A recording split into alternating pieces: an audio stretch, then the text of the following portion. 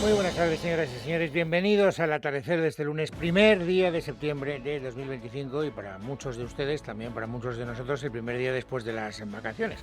Tengo que hacerles una confesión y es que nada me han preguntado más durante este último mes de, oye, ¿cuánto va a durar Sánchez? ¿Cuánto le queda a este gobierno? Y la verdad es que yo no sé si es que me veían en bermudas y con un gorro de color verde fosforescente y me confundían con una pitonisa, pero yo simplemente decía, yo qué sé, no tengo ni la más remota idea. Dependerá de muchas cosas. ¿De qué cosas van a depender? Pues básicamente de lo que ustedes ya saben, porque estamos prácticamente haciendo continuismo de lo que estábamos contando justo antes de vacaciones. Dependerá de cómo evolucionen los casos de corrupción, de los nuevos datos que vayamos conociendo. También dependerá de la habilidad del gobierno para sacar adelante unos presupuestos generales del Estado y, por supuesto, de la eficacia de la labor de la oposición. Digo, por buscar algunos de los tres elementos que creo que van a tener su importancia durante los próximos meses. Desde luego que todo el mundo espera, incluyendo el que suscribe, que vayamos sabiendo nuevas cosas a propósito de la corrupción. Es un fijo en la quiniela. Se nos han anunciado informes de la UCO, que no sé cuánto tardarán en salir, pero que terminarán saliendo, investigaciones judiciales que siguen su curso. De hecho, déjenme que empiece por ahí. Hoy una de las noticias que tengo que contarles, que nos tiene que contar Miguel Ángel Pérez, es que se está investigando al que fuera presidente del gobierno en una época pasada, José Luis Rodríguez Zapatero, por posible colaboración en la financiación irregular del Partido Socialista. Así que empezamos con un elemento más que al Partido Socialista muy bien no le tiene que sentar. Conozcamos los detalles. Miguel Ángel Pérez. Buenas tardes. Fuentes jurídicas consultadas por Libertad Digital afirman que la Fiscalía Anticorrupción sigue la pista del expresidente del Gobierno, José Luis Rodríguez Zapatero, en la presunta financiación ilegal del PSOE de Pedro Sánchez a través de la dictadura venezolana de Nicolás Maduro. No se descarta que el expresidente socialista haya participado como intermediario. Los investigadores sospechan que Zapatero podría estar relacionado a través de terceras personas y testaferros con cuentas bancarias empleadas para entregar al PSOE los fondos procedentes del régimen de Maduro. Las mismas fuentes consultadas subrayan que Anticorrupción indaga en la presunta comisión de posibles delitos de corrupción o de blanqueo de capitales por parte de Zapatero. Mientras tanto, se escudriña en paralelo la presunta financiación ilegal del PSOE. Anticorrupción y la UCO están decididos a llevar las investigaciones hasta el final. Es necesario hacer una limpieza en las instituciones. Bueno, por lo tanto, la corrupción ahí está. Este es uno de los balones que están en el centro del área y que la oposición se va a tirar en plancha para rematar cada vez que pueda. De hecho, ya ha dicho hoy el jefe de la oposición, otro de los factores que hay que tener en cuenta para saber si el sanchismo está o no está en las últimas, pues que estamos peor de lo que estábamos. Forma parte de la obligación de Núñez Feijóo, que es el jefe de la oposición. Y naturalmente, pues no solo por esta noticia que nos acaba de contar Miguel Ángel Pérez, sino por el ambiente que se está generando, la conclusión a la que ha querido llegar el presidente del Partido Popular es esta. El gobierno empieza este curso peor de cómo terminó el anterior. Hasta arriba de casos de corrupción, de escándalos y cloacas, sin presupuestos y sin mayoría parlamentaria, sometido al chantaje permanente de sus socios para mantenerse al frente del gobierno y con la degradación de la imagen, el crédito y la reputación internacional de España. Bueno, y luego vamos con el tercero de los factores que les decía al principio que va a ser determinante, la capacidad que tenga o no el gobierno para sacar adelante los presupuestos generales del Estado. Saben ustedes que desde que empezó la legislatura no hemos tenido la posibilidad de aprobar ningunos presupuestos. Están prorrogados desde la legislatura anterior y la gran duda es si en esta ocasión seremos capaces de hacerlo o no. Lo que tengo que decirles, si ustedes han seguido además los periódicos de cerca, pues ya tendrán una idea bastante aproximada, es que el gobierno está echando toda la leña que puede en el asador para tratar de sacar adelante esos presupuestos. Y esto nos lleva a uno de los acontecimientos que yo creo que durante los próximos días van a acaparar más la atención preferente de la información política, que es el debut de Salvador Illa como interlocutor de Puigdemont, que saben ustedes que es el grano que en sálvase a la parte tiene el presidente del gobierno para prolongar la legislatura. Mañana se va a Bruselas. ¿Y de qué creen ustedes que van a hablar? Supongo que hablarán de muchas cosas, pero naturalmente que ella va a tratar de convencer al señor Puigdemont para que, por favor, su partido, Junts per Catalunya, apoye los presupuestos. Eso es evidente, salvo que Esmeralda Ruiz, que lo sabe muy bien, me saque mi error. Esmeralda Ruiz, bienvenida, buenas tardes. ¿Qué tal, Luis? Muy buenas tardes. Bueno, la cita va a ser a las 4:15, así que nos viene muy bien a este programa porque la podremos seguir en directo en la sede de la delegación de la Generalitat en Bruselas. Y, hombre, sobre los detalles y los motivos, cada parte cuenta una versión de la historia. La primera pista de esta visita nos la adelantaba ya el propio Salvador Illa el jueves pasado en una comparecencia por otro motivo, pero coló en su discurso la necesidad de una aplicación efectiva de la ley de amnistía, insistiendo en varias ocasiones además en que es plenamente constitucional. Y hoy sabemos que era pues la antesala de un anuncio que desde la Generalitat dicen, Luis, que se ha organizado aprovechando que ella tenía que viajar a Bruselas para participar en otra cosa, en una exposición del milenario de Montserrat que pasaba por allí y que ha aprovechado. Y que no es tan extraño teniendo en cuenta que ella nunca ha cerrado esta puerta y que se ha reunido ya con todos los representantes del Parlamento catalán y se ha reunido también con expresidentes, hasta con Pujol, pero con Puigdemont todavía no. Sin embargo, la cita ha tardado un año. Lo ha explicado el propio Illa en TV3. Vaig dir que em reuniria amb el president Puigdemont quan toqués i jo crec que ara toca. Per què toca ara? Dije que me reuniría, dice, con él cuando tocara y ahora es cuando toca para enviar un mensaje que en democracia es que el diálogo es el motor, el que pone en marcha el coche, ha dicho él. El motor que pone en marcha el coche es desplazarse a Bruselas y hablar con Carles Puigdemont. La explicación es algo ambigua porque la aplicación de la amnistía pues no depende ni de Sánchez ni de Illa. Y como el contexto siempre nos ayuda a entender mejor las cosas, aquí la clave sin duda está en el empeño de Sánchez por presentar lo que decías, unos presupuestos para los que, por cierto, ya va tarde, porque hay márgenes, ¿verdad?, hasta el 1 de octubre, pero a fecha de hoy todavía no se ha puesto ni un solo papel encima de la mesa. Por lo tanto, eso no nos cuadra tanto. De modo que en Junts sospechan que la visita de Illa tiene que ver con un encargo de Sánchez para tantear la postura de Puigdemont respecto a esas cuentas públicas. Es lo que ha dicho el número 2 del partido, que es Jordi Turull, en RAC1, teniendo en cuenta que, un dato importante, es que llevan 13 meses detrás de esta visita. Lo que digo es que él es un obediente, sin ningún criterio propio en estas cuestiones. El presidente Illa lo que hace es lo que Pedro Sánchez le dice que debe de hacer y cómo debe de hacerlo. Mañana Illa va a presentar el techo de gasto de sus propios presupuestos. Ahí espera que Esquerra y que los comunes le salven las cuentas y, de paso, pues la legislatura. Junqueras no está muy por la labor y sigue metiendo presión sobre la Hacienda catalana y la condonación de deuda a Cataluña, los 85.000 millones que van mañana a Consejo de Ministros. El líder del PP, Alberto Núñez Feijóo, ha ironizado, escuchen, esta mañana respecto al nuevo papel de Salvador Illa al servicio de las intenciones y planes de Pedro Sánchez. A lo mejor es que el señor Illa pretende sustituir al señor Cerdán como interlocutor del señor Puigdemont.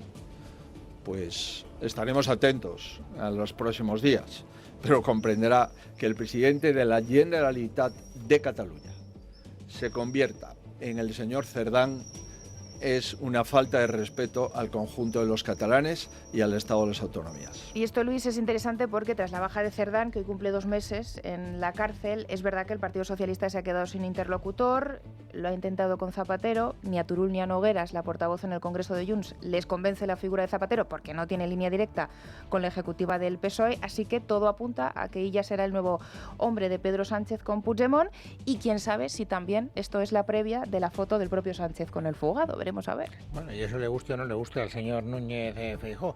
Es evidente que el apoyo de Junts per Catalunya para el apoyo de los presupuestos es condición necesaria, pero no condición suficiente, porque claro, hace falta los votos de todos los socios de legislatura de Pedro Sánchez. Es decir, entre otros, hace falta el apoyo también de Esquerra Republicana de Cataluña. Junqueras está en España, no está en Bruselas, y Junqueras ha hablado. ¿Y qué ha dicho?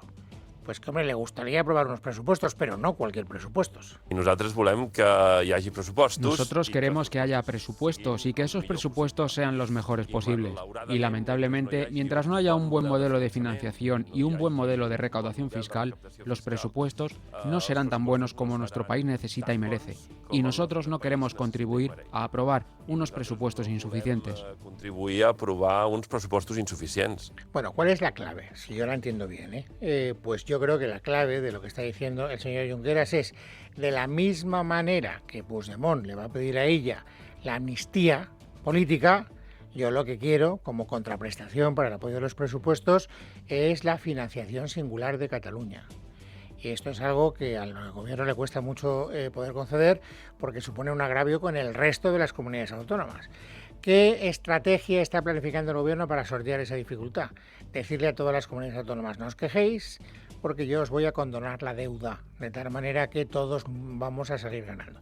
Esta idea, la de la condonación de la deuda, pues es algo que, en fin, todos los partidos de la izquierda están viendo con buenos ojos, por dos razones. En primer lugar, porque consideran que es bueno para poder coger todo el dinero que haya en ese momento en la caja y dedicarlo al gasto social. Y en segundo lugar, porque han descubierto ahí un argumento bastante eficaz para cascarle al Partido Popular, que es el enemigo común. Fíjense lo que ha dicho hoy Yolanda Díaz. En este acuerdo, el dumping fiscal entre comunidades autónomas y la bajada masiva de impuestos para que después Juan Pueblo pague los servicios públicos de mediados, no. Es decir, condonaremos la deuda a todos aquellos que se comprometan a no bajar los impuestos a los ciudadanos. Es difícil de entender, ¿eh? Y desde luego mucho más difícil de explicar, pero este es el discurso que está manteniendo en vigor la izquierda que apoya al señor Sánchez. ¿Qué dice Feijóo a propósito de los presupuestos? Ahí ha dicho dos cosas interesantes. Una de carril, que no aporta gran cosa, y otra más interesante, aunque tampoco, digamos, eficaz a corto plazo. ¿Cuál es la de carril? Escúchenla. Antes de que termine este mes de septiembre, el Gobierno tiene la obligación de presentar los apoyos suficientes para el presupuesto del año 2026. En el caso de que no lo haga, el Gobierno ya no necesita volver al Congreso de los Diputados, que disuelva las Cortes y que dé voz a los españoles. Digo que es de carril porque esto es lo que dicen los manuales que hay que decir cuando uno está en la oposición. Pero luego les decía, ha dicho algo interesante, que no es eficaz a corto plazo porque el señor Feijóo no está en el gobierno, por lo tanto no tiene iniciativa legislativa y por lo tanto no puede proponer reformas que puedan traducirse en leyes a corto plazo, al menos hasta que llegue a la Moncloa. Pero ¿qué ha dicho que hará cuando llegue a la Moncloa? Una reforma para que lo que está haciendo Sánchez ahora no pueda hacerse nunca más en el futuro. Que cuando un gobierno acumule 2 prórrogas presupuestarias, automáticamente se disuelvan las Cortes y se convoquen elecciones. Si un gobierno no tiene respaldo suficiente continuado para aprobar las cuentas, no puede seguir. Bien, pues esta es una ley que aplique el señor Feijóo, entrará en vigor cuando esa ley sea aprobada por el Parlamento. Por eso digo que eficaz a corto plazo no va a ser. La pregunta del millón. Bueno, ¿y si Sánchez no tiene presupuestos, qué hará? ¿Prolongará una legislatura que por primera vez en la historia política española nunca jamás promulga unos presupuestos? Eso no se conoce, eso es inédito. Se pueden haber prorrogado presupuestos algún año, pero toda una legislatura sin presupuestos, eso no habría ocurrido nunca. Dice Yolanda Díaz, y dice en definitiva Sumar, que por supuesto el gobierno va a presentar los presupuestos. Aunque eso no significa, por supuesto, que esos presupuestos se vayan a aprobar. Hoy Urtasun, que es el número 2 de Yolanda Díaz, nos ha dado una pista. Vale, los vamos a presentar, pero ojo, si no los aprobamos, tampoco pasa nada. Aquellos que esperan elecciones en España, que esperen mucho, porque no las va a haber. Este gobierno va a gobernar hasta el final y lo va a hacer con cuentas públicas, porque tener cuentas prorrogadas no significa no tener cuentas, significa que se trabajan con unas cuentas prorrogadas, pero tenemos cuentas, yo tengo mis cuentas en el Ministerio de Cultura y por lo tanto vamos a seguir gobernando y a PP y Vox le queda una larga travesía en la oposición. Con presupuestos muy bien, sin presupuestos pues tenemos cuentas, y aquí paz y después gloria. Bueno, esto es lo que hay, esto es lo que les puedo contar con respecto, digamos, a los asuntos más interesantes. Hoy hemos conocido, por cierto, también un par de encuestas que se han publicado en los medios de comunicación, una en el diario El Mundo, otra en el diario En Español, que nos dan un poco la fotografía de cómo está ahora mismo la apuesta demoscópica. El Partido Popular sigue muy por delante del Partido Socialista, pero ojo porque se está produciendo un trasvase de votos muy notable desde el Partido Popular a Vox, que es uno de los partidos que más crecen, y en eso coinciden las dos encuestas. Ángeles Hernández. Ahora mismo el PSOE experimentaría una ligera recuperación y el Partido Popular vería afectada su posición debido principalmente a los incendios. Aún así, Sociométrica Democrática, en su estudio para El Español, detecta variaciones más marcadas. El PP cede un punto y queda en el 34,5%, 150 escaños, mientras que el PSOE sube algo más hasta el 26,2% y supera de nuevo el umbral de los 100 diputados, 102 escaños. Vox alcanza un nuevo techo con el 16,1% y 53 diputados. Sumar y Podemos obtendrían el 6,9% y 4% de los votos, sumando 11 y 4 escaños respectivamente. Por su parte, según la encuesta realizada por Sigma 2 para El Mundo, el Partido Popular obtendría una clara ventaja con el 34,4% de los votos, 149 escaños, aunque esto supone una pequeña disminución respecto a los datos de julio. El PSOE mejora de forma muy contenida, subiendo hasta el 27% de los votos y alcanzando 109 diputados, apenas uno más que antes del verano y aún lejos de los resultados previos al escándalo de Cerdán. Vox incrementa su respaldo hasta el 15,1% y lograría 48-49 escaños, manteniendo así una tendencia ascendente de 6 meses consecutivos. Sumar, por su parte, se encuentra estancado en el 7,8% y 13 escaños, mientras que Podemos cae al 4,2% y conservaría solo 2 representantes. El trabajo de campo de Sigma 2 destaca un dato muy impactante, y es que casi 1 millón de votantes del Partido Popular se pasarían al bando de Santiago Abascal, convirtiéndose en votantes de Vox. Le han preguntado eso precisamente al presidente del Partido Popular, a Núñez Feijóo, y él ha dicho que él espera que en el momento de meter la papeleta en la urna la gente se dé cuenta de que la manera más eficaz de conseguir que Sánchez deje de ser presidente del gobierno es coger la papeleta azul, ha dicho, y no la papeleta verde. Pero bueno, es que quiero contarles también lo que se ha hablado hoy, que no ha sido poco, a propósito de los incendios, que ha sido una de las grandes tragedias que desgraciadamente nos han acompañado durante todo el verano. Hoy ha habido comparecencia de Sánchez. Sánchez, saben ustedes, a veces tira la piedra y esconde la mano, y eso es lo que ha hecho hoy con el Partido Popular, porque cuando hablaba Núñez Feijóo de que había que hacer una lista de pirómanos, que los pirómanos eran los grandes culpables, pues a la izquierda ese discurso mucho no le gustó.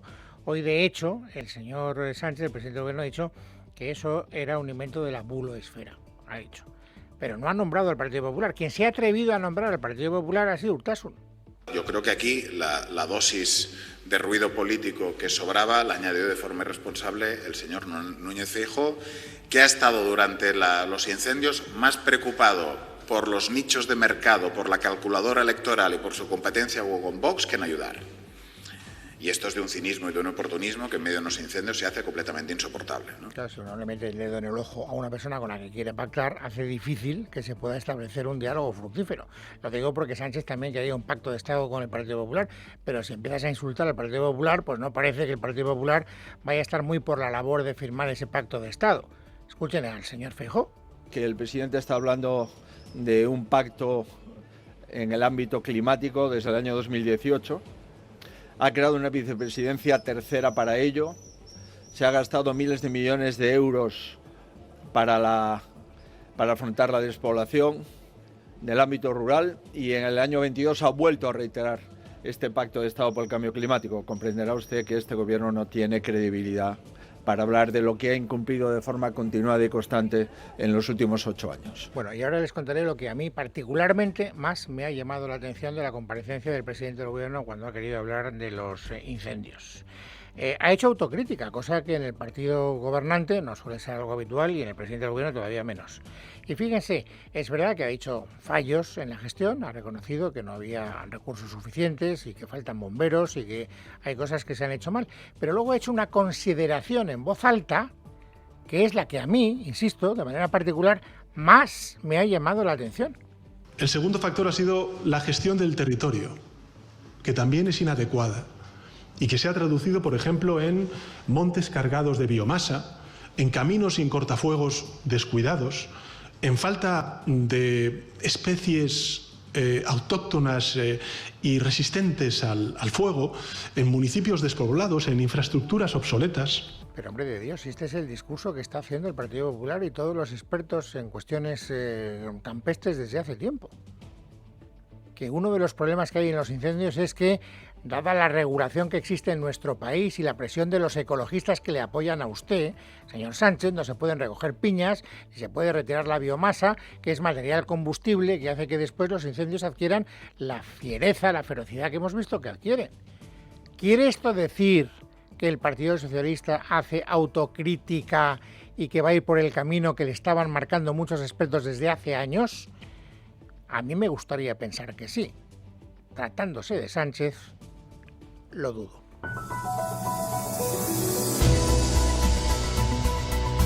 Bueno, pues es lunes, es 1 de septiembre de 2025. Ha llegado, amigos, el momento de completar el paisaje informativo sobresaliente del día. Esmeralda Ruiz, bienvenida, buenas tardes. ¿Qué tal, Luis? Buenas tardes de nuevo. Bueno, los partidos inician un nuevo curso, nos lo acabas de repasar, en la actualidad política, presupuestos, deuda de las comunidades, la petición de elecciones anticipadas, pero también tendremos que prestar mucha atención al calendario judicial. Por recordar las citas más importantes de la próxima semana, el 10 y 11 de septiembre están citadas a declarar en calidad de investigadas la mujer de Pedro Sánchez, Begoña Gómez, y su asesora en Moncloa, Cristina Álvarez, para aclarar el papel de esta en los negocios privados de la esposa del presidente. Pero este lunes la noticia es que la Fiscalía de la Audiencia Nacional ha abierto diligencias para analizar el famoso pendrive que, recordarán nuestros oyentes, la fontanera del PSOE, Leire Díez, entregó a Santos Cerdán el día que fue a comunicarle que se daba de baja del partido. Es un paso más en esta causa. Leire Díez está citada a declarar como imputada el próximo 11 de noviembre y ese pendrive recoge las grabaciones e información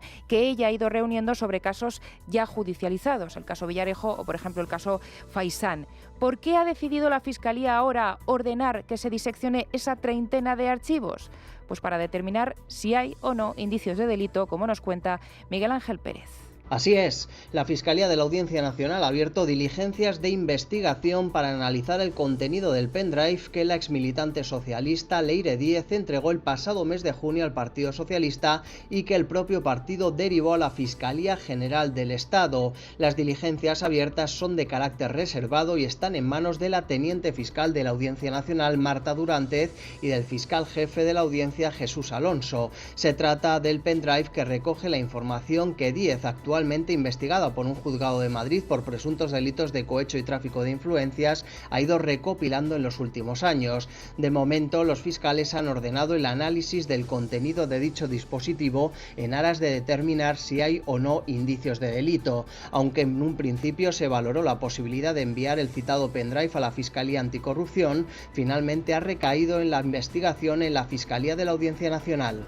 Por cierto, que hoy cuenta el diario El Mundo que el Ministerio del Interior sigue blindando la protección del que fuera secretario de organización del Partido Socialista en Soto del Real. A raíz de que se filtraran unas imágenes de Cerdán en la cárcel, la dirección del penal ha tomado una serie de medidas, como habilitar un libro de firmas en todos los módulos para que se pueda tener un control absoluto sobre los funcionarios de la prisión. Es decir, que cada vez que uno entra y sale de un departamento o de su área habitual, tiene que dejar constancia de su nombre y número de identificación.